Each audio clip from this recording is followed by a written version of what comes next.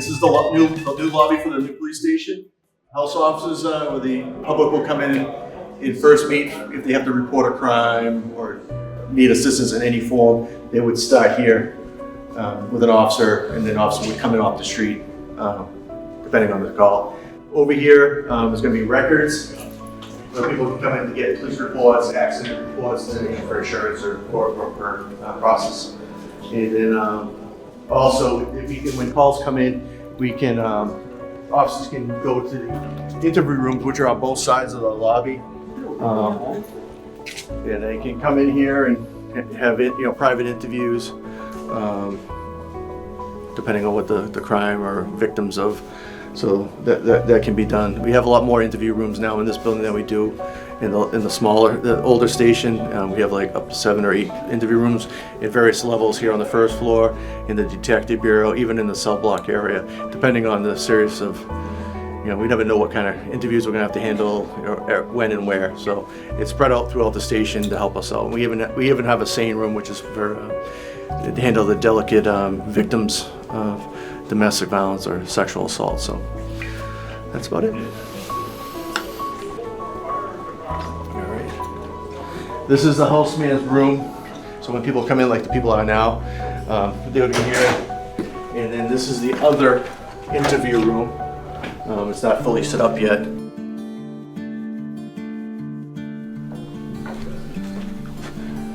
And also sometimes when we have serious victims they flee to the police department, and sometimes the aggressor, or for whatever the victim of the crime is, they're chasing the victim. So we can get the victims out of the way, and and into another room, like almost like an escape room, to protect them. We've had that only so many times in my career, but the way they build stations now, it has the opportunity now to be 2 doors, so you can get in, get out. So certain times when we have juveniles in custody, we can't put them in the cell block. We have to put them in an area that's not threatening per se, but it also has to be in view of it also be sight, eyesight and hearing of the juvenile. That's why we have the room and the window right there, so they always pay close attention to them. Over here, it's not fully done yet. This is lieutenants will all have their own offices, so we have 5 lieutenants. 2 of them will have their own offices upstairs, they're admin lieutenants, but they're all going to have their individual offices once we get this all set up and running, so they can have their own desk and keep their own files, because they'll be on for each shift. So, how we have, we're very limited in space where we are, so everything's kind of piled up, so now they have time, they have their own organization and their own area to work. This room is the sergeant office. It's just identical as the lieutenant's office. The sergeants will have their own cubicles, so they can store their own paperwork they need for their job on whatever shift they're on. This is supervisor locker room. The patrolman side, which is where the light won't turn on, is like about 110 lockers in there. It's almost like 2 rooms in length, but they're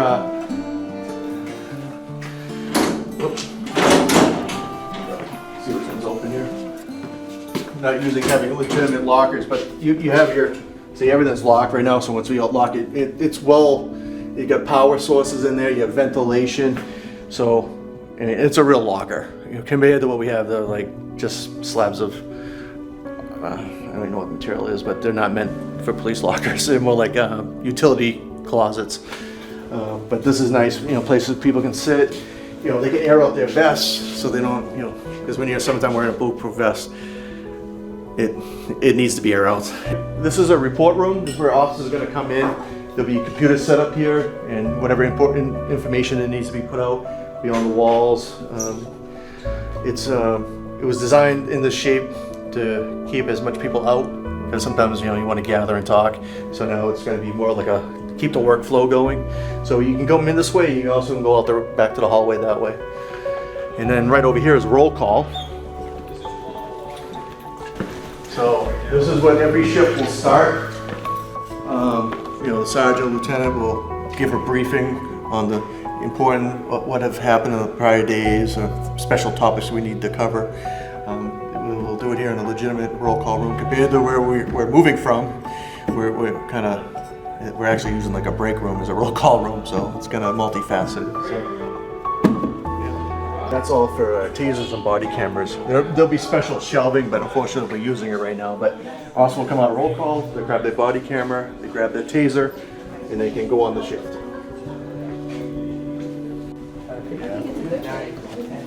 This is your favorite room? Yeah. I mean, we don't have one in the old station. I mean, this is going to be really great for morale, and I'm hoping like the retirees will partake in it, because some of our purchases were for coffee makers and stuff like that. We're hoping that the retirees who didn't unfortunately benefit from a new station, it was on their watch. It was just it's coming, but they retired and it never happened. So I'm hoping that they want to come here once a month and hang out. And enjoy the station and the camaraderie of the men and women that's presently on the department, because there's a lot of valuable lessons can be learned from the old timers. They've done a lot, they experienced a lot, and the new generation can learn from it. So having them, hopefully they come here to like have coffee hour, they can partake in it and learn from it, because things were from the old days, they still kind of happen today. Just the technology is different, but they can all learn from it, because even the war stories, if you ever had, like later today, if you're out and about, you'll hear the war stories of, oh, this is what happened to guys back in the 70s and 80s, and how we're present day. It's just a learning, you learn from it. The biggest thing we pulled for a gym was the mental health of the officer. A lot of officers want a gym, because if you work 3 to 11, it's a busy night, you're chasing some hot calls, you kind of, the adrenaline's up, you're fired up, the adrenaline's really flowing. It's probably good to get on a Stairmaster or lift some weights, because if you go home right away, you're just staring at the wall, and it takes you till from 11 o'clock at night when you get off shift till 1:30 to finally wind down, and then you have court in the morning. So if you can come here and get on a Peloton or a Stairmaster for 30 minutes, breaks the ice, and then you can go home and sleep. And anything you read out there, the mental health, just working out is huge.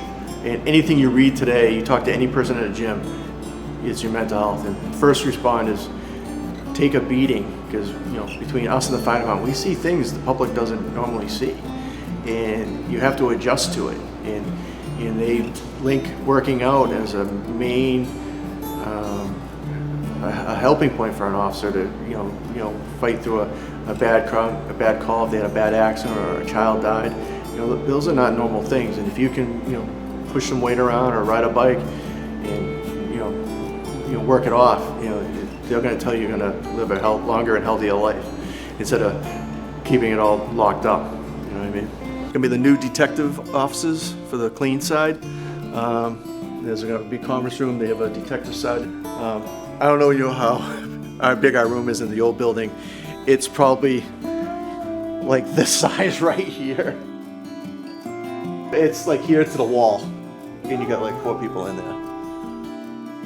Oh yeah, I mean, you're on top of each other in the other place, so it's more space. You spread out, you can have your records, have some sunlight. I mean, we're there now, it's all locked in.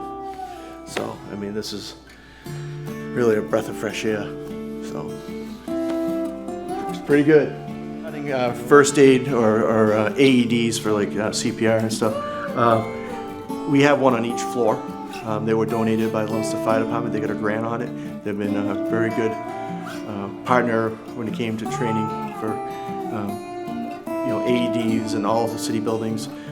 We definitely got 3 here. We have a first aid box that will be put in later that has all everything from Band-Aids to Tylenol.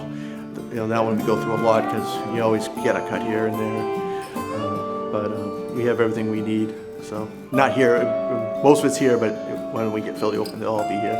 All the cruisers are set up with their own AEDs and a first aid bag for if you run across someone that needs like a car accident, you can supply bandaging if you have to.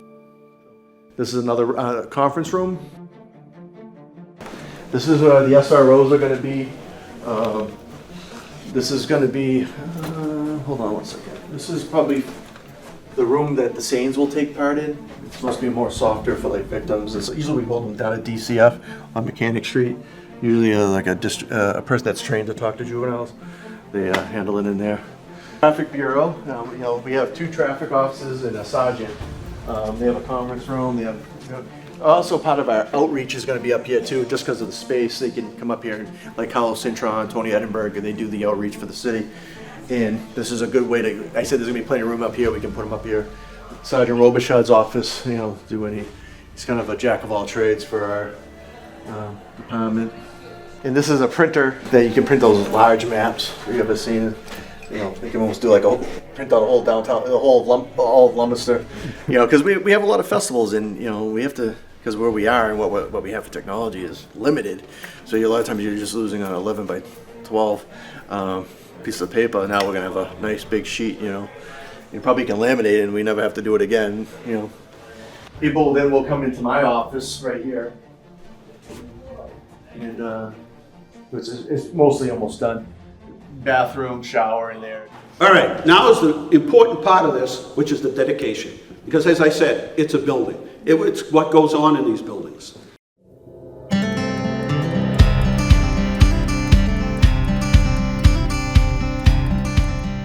Chief Kennedy is here with me, and there's a whole bunch of people that we want to thank and acknowledge today, obviously.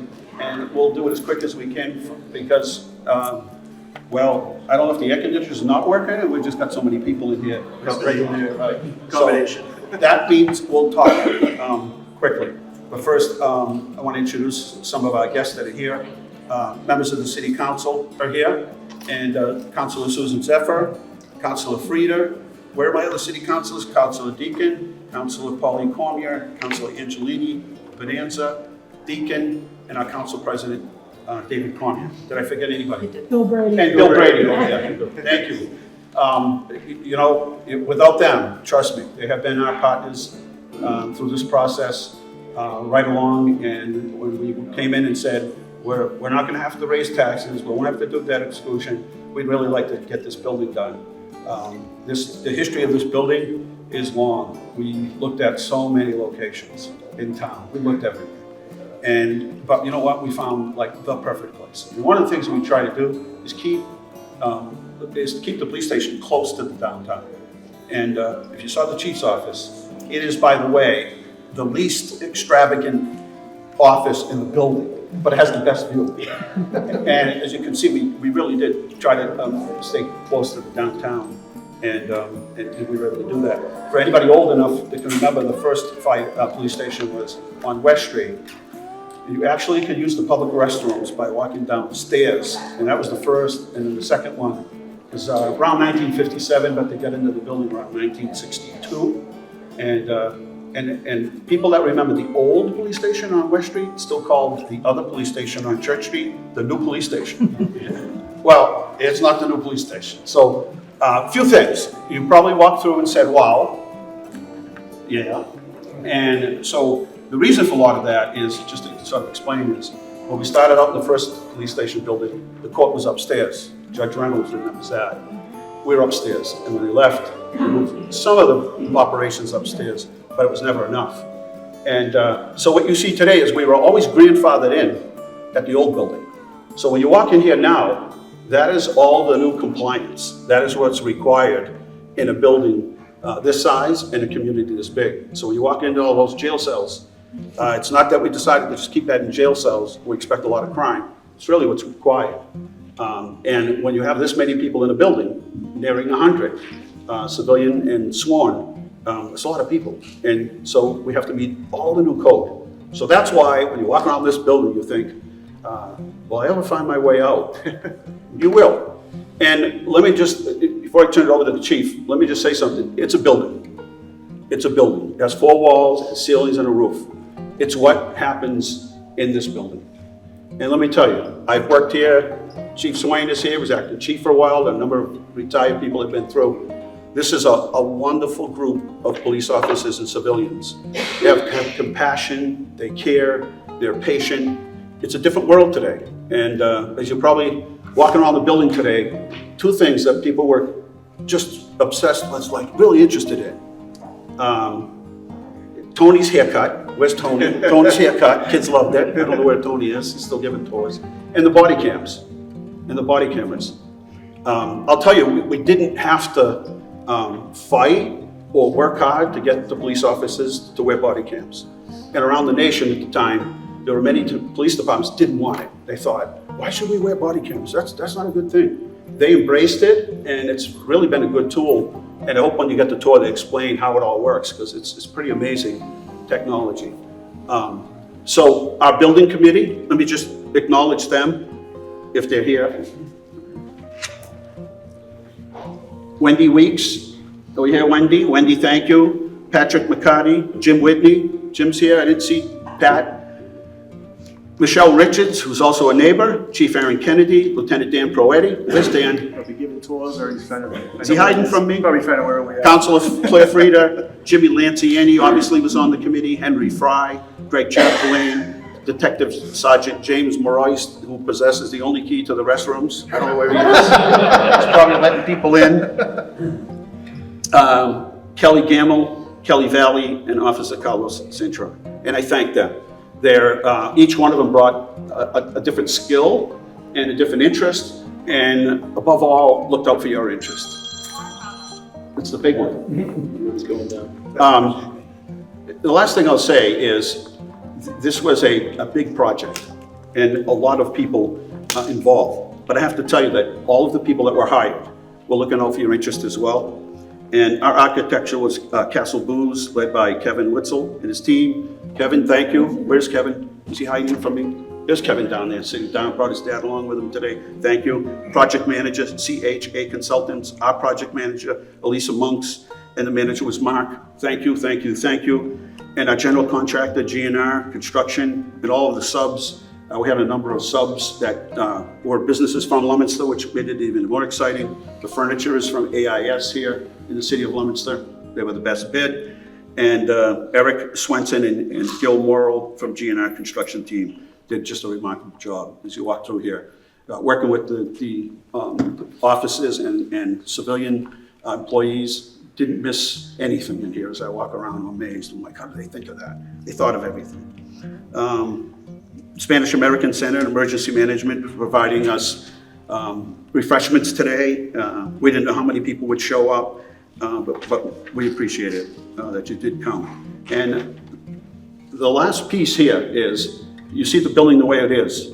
We're gonna work real hard to keep this building look like this every single day. You build a building like this once every 57 years, and our commitment to the taxpayers who never complained about building this building.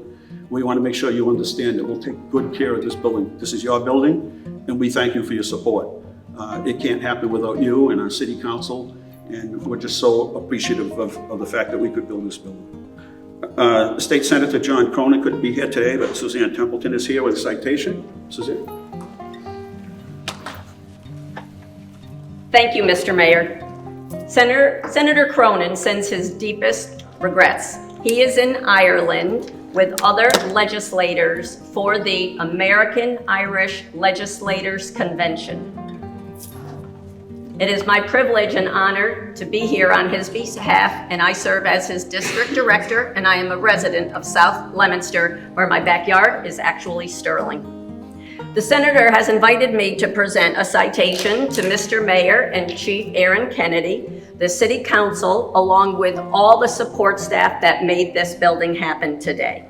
Be it known that the Massachusetts Senate deeply extends its congratulations to the Leominster Police Department, the James J. Lanciani Training Center, in recognition of these two events. Be it further known that the Massachusetts Senate extends its best wishes for continued success, that this citation be duly signed by the President of the Senate and attested to, and a copy therefore transmitted by the Clerk of the Senate.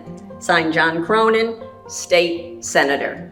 I also would like to share that the Senator sends his deepest wishes for the best days ahead for the Leominster Police Department.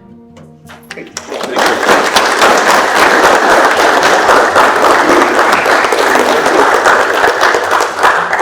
And our state representative, Natalie Higgins, is here. Natalie? Thank you, Mr. Mayor. She doesn't remember the 1918 police station on West Street. Not quite. But I do know just how excited the community is to finally have this building opening and having the new police department. And on behalf of the Massachusetts State House, just bringing the best wishes.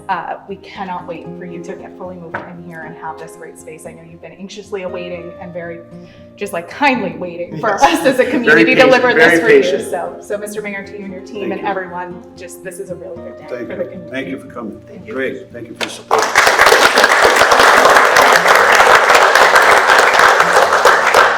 I can tell you, as one of the former rape investigators for the city, there was nothing in the world worse than having to take a rape victim into the police station at 29 Church Street. There was nothing.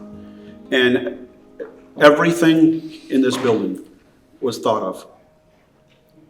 It was thought of the people that make use of the building, customers, every detail. And people that work in this building were the people that really guided us through this. And I had 100% confidence in them and the work that they did. And again, you may look at this and some people may say, this is the Taj Mahal. Not at all. This is a building that serves our community. We have rape investigators, civilians. We have civilian employees who, do records. We have civilian employees that do domestic violence. We have civilian employees that do outreach for people with mental illness. And it is such a blessing because, one of every 3 or 4 calls is somehow or another, both police and fire are related to mental illness. If we can help them get the help they need at their doorstep or in their living room, it's going to change the whole world. Homelessness, all of the issues, we don't ignore them. And that's why I said it's a building of compassion here. And people do have to come in, and the only people that will come into the cells. But you know what? We'll give them the best help and the best chance of success on the way out the door that we possibly can. Chief? Thank you. Before I get started, I want to bring in Father Carlos. I recently met with him, and since I've been the acting chief and now been made permanent, I wanted to bring things to the department that we haven't had in the past. And I asked him to be our chaplain for our police department. And I think because of the time, like the mayor was talking about mental health and the crisis that we deal with, I thought he'd be a welcome addition to our department.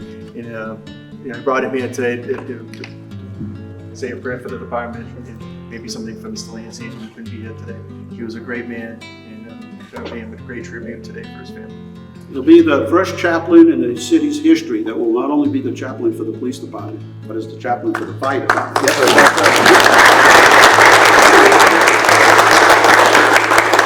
My last conversation before he went on vacation was, does your mother know what a big deal you are around here? Well, now he's going to have to take a picture in the fire equipment and the police uniform.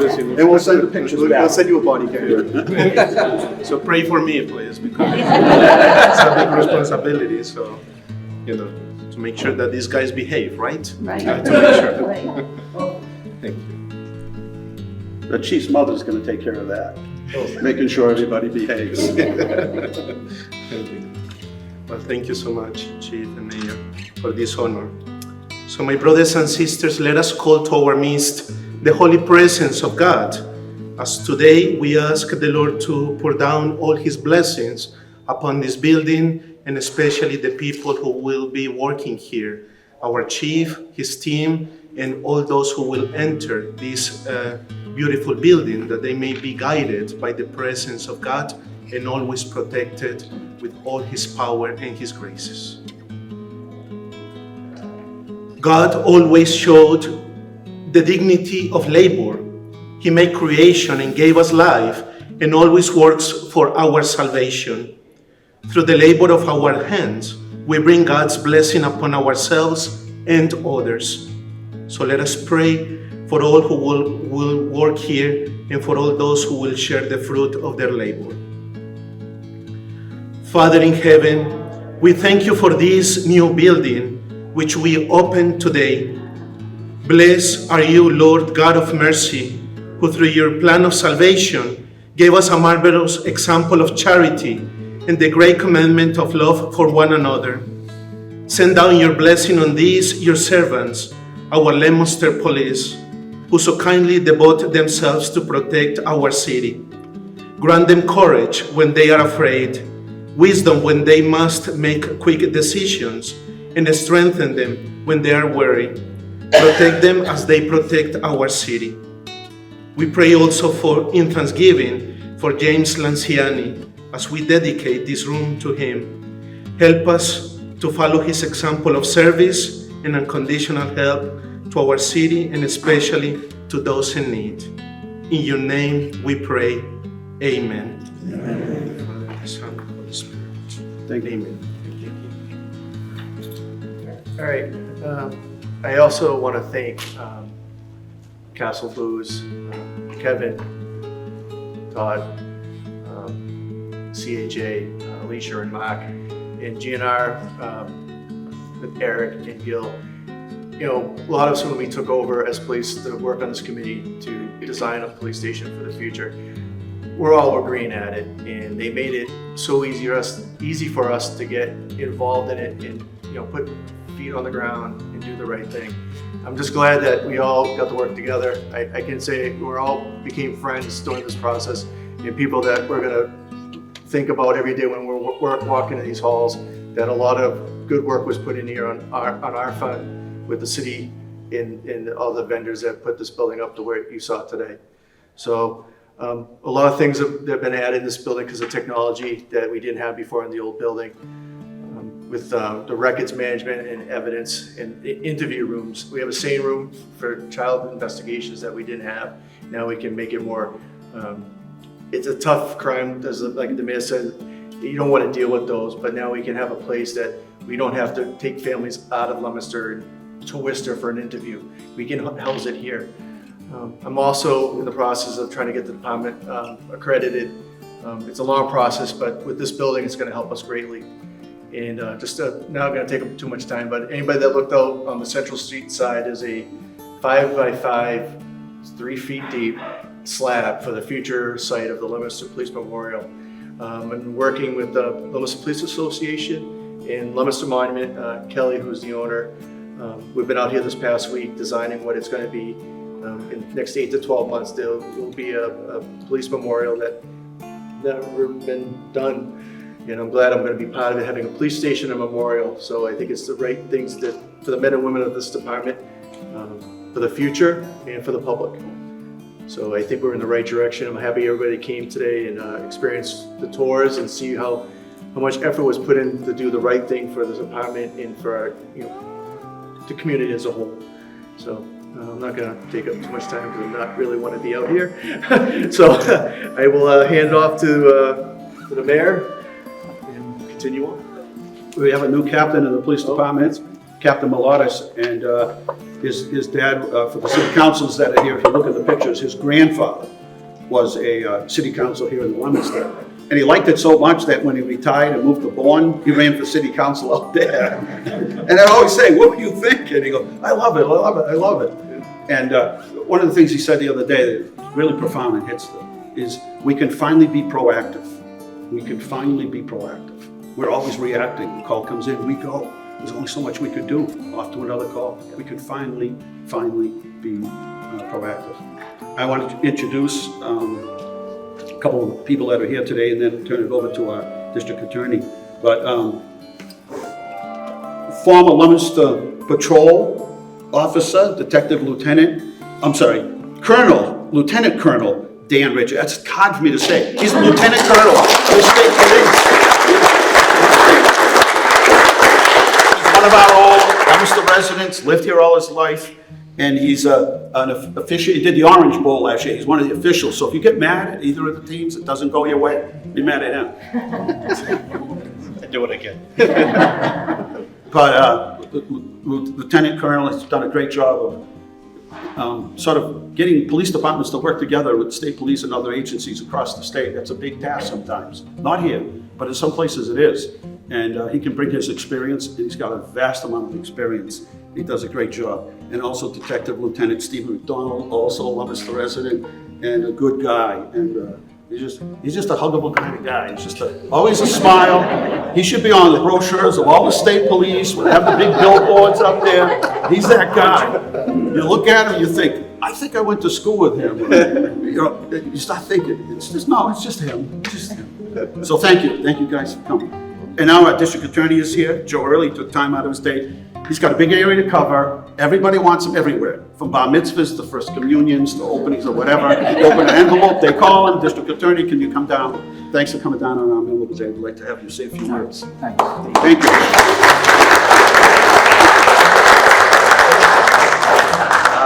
Reverend clergy, our elected officials, men and women of the city of Leominster, and especially to our law enforcement, who do the work that we see every day, the hard work, and all the work that we don't see. Just Danny Richards is here today. I didn't know Danny was going to be here. When I got elected 16 years ago, Danny, we started an unresolved homicide task force, and with the hard work of Danny and people like Steve McDonald, continue it while he was with our state police detective unit as well. We solved about 6 or 7 of them right out of the block, and a couple of them within the North County. So Nice job, nice job. and I'm going to be brief, I promise. To our elected officials as well. You know, my dad had an expression, and I didn't hear about it until a couple of years ago.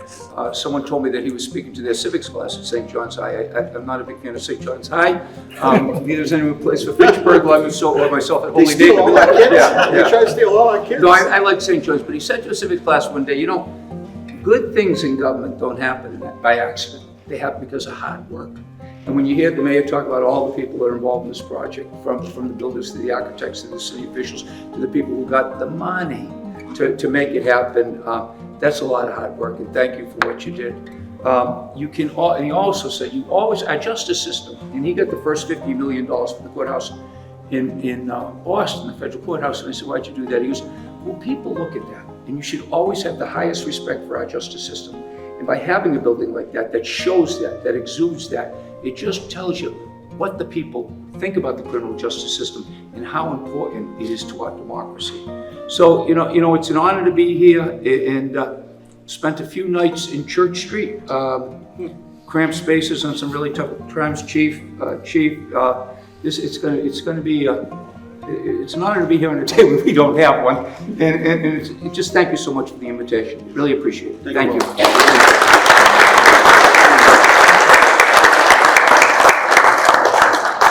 Judge Reynolds is here. He's the only retired judge in the United States that still gets up on ice hockey skit and plays hockey. And can I tell him how old you are?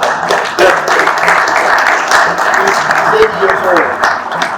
And the guy travels around the country. If you talk to anybody in that circuit, they're like, oh, I know who he is. They call him the judge. So thank you for being with us. At the end of this, we'd like to get some pictures with the city council.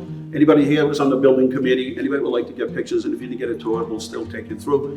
And there's a gentleman at the very end over there, I won't tell you, because the restrooms downstairs are open, but he's the only guy with a key to anything. The only guy. Did I forget anything, Chief? Did we forget anybody? Danny, do you want to say a few words? If you don't mind, Yeah, I'd like you to come out. Good morning, or good afternoon, everybody. On behalf of Colonel John Mon Jr. of the Massachusetts State Police, we want to congratulate the city of Leominster on this beautiful building. That's my state police part. I'm Danny Richard. I grew up on Beth Ave, and I now live on Isabel Circle. And there's Claire Frida. I grew up right around the corner from Claire Frida. I have to tell you, it's a wonderful day. I thank you, Mayor, and thank you, Chief, for the invitation. When I was on the Leominster Police in 1992, and I had heard that, geez, we're going to get a new police station. And hey, we got it!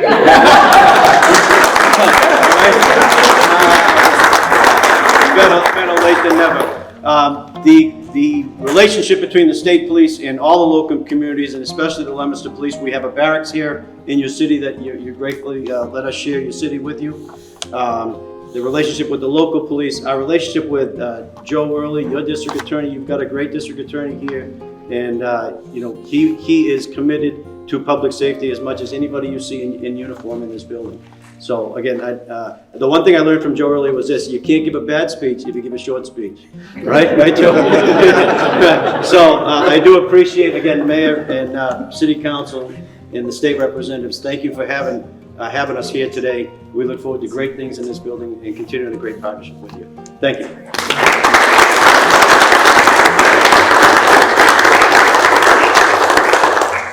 We're proud of Lieutenant Colonel Dan Richard, but it's hard not to call him Dan. Just dang. And relationships are important. When Private Jonathan Robridge passed away, we went down, Hearst and family, and he had a huge family.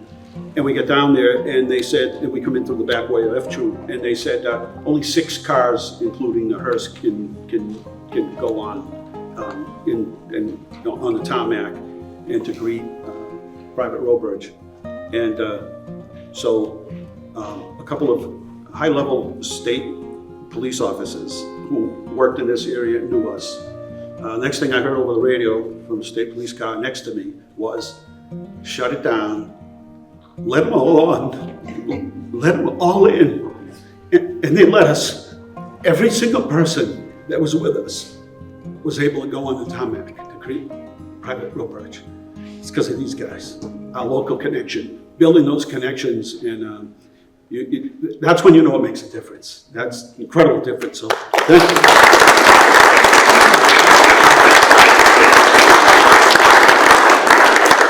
To shut the entire airport down, I don't think it's ever been done, not even for the governor. So there you go. All right, now is the important part of this, which is the dedication. Because as I said, it's a building. It's what goes on in these buildings. And it's the services that they provide. I was at the high school one day and I said, it's supposed to be mixed religion with, right, in the public world. I'm like, but I often will ask in a class, especially if they don't know who I am and they think I might be the janitor, they don't know who I am. I just walk in and start talking. I'm not sure if they know me. And I said, how many people believe that God gave you a gift? And God gives everybody a gift. And I'm thinking, the teacher's gonna yell, and have people holding signs when I leave here. Every kid in the room raises their hand. And some of them said, I don't know what my gift is yet, but I got a gift. Isn't that amazing? Like, first of all, who would be crazy enough to ask the question? And secondly, I didn't expect that response at all. But the person that we're dedicating this room for today is the guy that got all gifts and shared them with everyone. And his family is here, and we can't thank you enough for Jimmy. And Jimmy's had some health issues, but I will tell you, Ace, my right-hand person at City Hall, down to see him, and he was still talking about work. He said, I'm not kidding, this is what he said. We're having this conversation. He says, you know, if you work hard in the end, you get it back. Now this is a guy that's dealing with some serious health issues, and it was all about working here in the city of Leominster. And as a volunteer, I remember Jimmy was at Victory Markets, and then working for Cane's Distributor. And wherever this guy went, he just knew everybody, and everybody knew him. And you might think he owned the chain at Victory Markets or Cane's, because that's the way he acted. Like, you'd buy his product even if you didn't want it, because he was such a nice guy. And I always thought if he sold cars, man, that guy, he'd sell cars like crazy. But Jimmy then got involved, ended up working as obviously a city councilor, council president, councilor at large. Jimmy's active in the churches, I should say. I think every church in town thought Jimmy was a parishioner of theirs. Yeah, Jimmy, he goes to our church. And then he worked as a veteran agent for the city, purchasing agent. He worked for the city, civil defense director. And this is the guy, and I don't make this stuff up, this is like Mayberry. He'd see an elderly woman starting to cross the street in a crosswalk. Jimmy pulls over, jumps out of the car, runs over and helps her cross the street. And I'm thinking to myself, this is like Mayberry, like Jimmy. If you needed anything from this man at 2 o'clock in the morning, and you know what? His family sacrificed for it, because Jimmy would just pop up and go. And it'd be a flooded basement. The first guy down in emergency management, Jim Lanciani. I don't care what it was. You need somebody to help out. You need something to do. And that was Jimmy's gift. He always felt he was given gifts, and he needed to share those gifts with everybody else. He always thought that way. Whatever it was, first guy to raise his hand, and first person to raise their hand for anything, Jim Lanciani. So he started with us on this project, and it came from the chief. One day we're sitting around and we're talking about this beautiful room here, this training room, and how important training was for Jimmy. And he said, you know, we should name this room after Jim Lanciani, because he stood for so much, and he's done so much for the community. There's not a prouder Marine in the world than Jimmy, veterans agent, and I'll tell you, that job's not easy. Helping veterans, it's very, very, it's a lot of you have to give, because veterans need a lot of help, many more than others. But Jimmy did it all, and you could go on for days, and I'm sure everybody that's here, but thank you to his family, because that's a big sacrifice when Dad has to get up at 2 in the morning, or Sundays or Saturdays. He was a member of the auxiliary police. We'd call him, he'd be directing traffic at St. Anna's. Anywhere you needed this guy, he was there. I always thought there was 3 or 4 of him. Like, is there more than one Jim Lanciani? It's just the kind of guy he is. And as I said, his health hasn't been good. But when we sat and talked to him, it was all about work, all about the city and everything that goes on here. And he even has these Italian phrases that he uses about washing the other guy's back and you wash your hands, he washes his hands, and we're done. On and on and on. It was just a delight to be with him. I know he'd be thrilled to be here today. And this is obviously going to be on tape, but we want to have you up because we've got a couple special things to do here for his family. So, Chief, this is your part. All right, well, if you want to come up? Sure. Okay. If you want to bring your brother up too, we'll get him to be the center of attention. So, as the man said, we sat down, we talked, and being on the board for a long time, and knowing him from my family, because my uncle, all my uncles, my mom, they all know Jimmy from the days of the OEM, auxiliary, what we call him now. But he's always a go-to guy. I mean, always had a good thing when I was a patrolman walking through the city hall. You always extend a hand. And he's just a great guy. There's nothing more you can say. He's a great guy. So I brought it to Kevin, who works for Castle Booze, and they were going to dedicate this room to your father. And we came up, got some pictures, and we designed and some help with certain city councils to get some writing.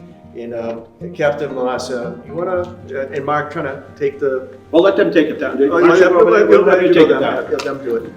The official unveiling, so get your cameras ready. This is the unofficial unveiling, the official. Ready?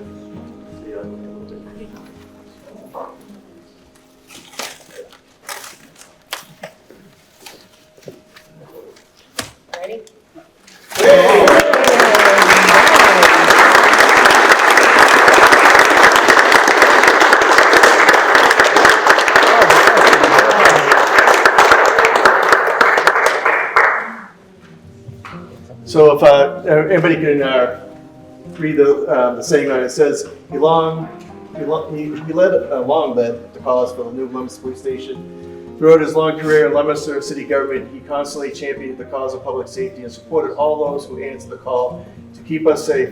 We honor James J. Lanciani Jr. by dedicating this room as a fitting testament to his service to our country, our community, and to all our lives he touched.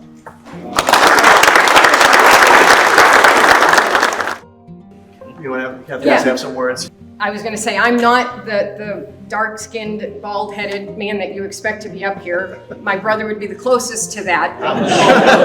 He sat down right away. But I'm the chatty Cathy of the family, very much personality-wise like my dad. And I was thinking about the fact that I can remember as a child when he was an auxiliary cop and how exciting that was to see him go off and serve. Romanticizing the fact that he was a sort of a police officer and doing that service.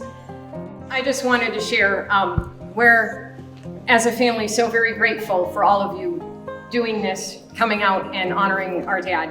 We might all agree, but we can be respectful of each other. And that's what Jim's about. Be nice to each other. Be friends with people, right? That's the important part. Everybody has a different opinion about everything. It's okay. As Jimmy would say, I don't always agree with you, Dino. And I'd say, and you know what, Jimmy? I don't always agree with you. And we laugh and leave as friends, right? So that's what it's all about. Any closing words, Chief? No, I think we covered everything. I think anybody, the city councils need to finish their tour on the upper floors. If anybody's missed out, we'll be here for as long as we need to be.